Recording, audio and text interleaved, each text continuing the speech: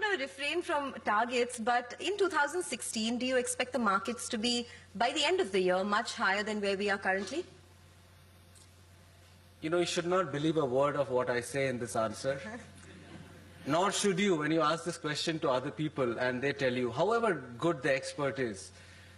You know, that if there's one thing which I've learned, and perhaps the only thing, is that these things which are said by investment experts, where the Nifty will be 12 months down the line, where a stock price will be in 4 quarters or 8 quarters, is complete and absolute bunkum.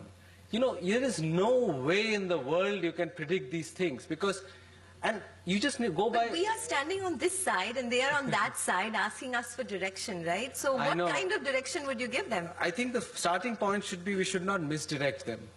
Or we should not in our endeavor to direct them, I think we should not lead them astray. So I think there's a responsibility that we should all have, because we keep getting people to forecast the future about the market, and then they say something, and then more times, 8 times out of 10, they'll go wrong. And people will turn around and say, but we heard it on your channel and this person said, which is why it's important to underscore this point, that this investment game is not being about an ability to predict where the market will be 3 or 4 quarters or 8 quarters down the line. It's never about that.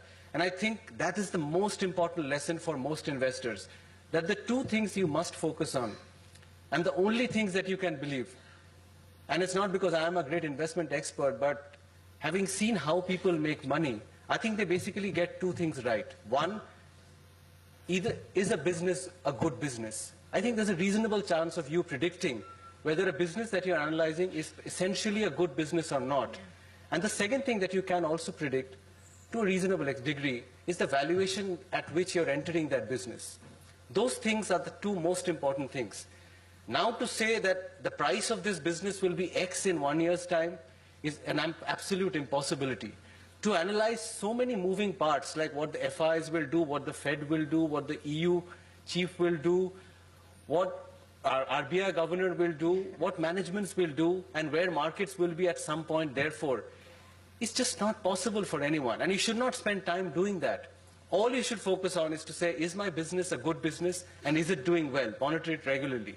B, at regular price points, keep checking the valuations. If the valuations of a good business have come down to a reasonable entry point, and that's where a lot of people go wrong.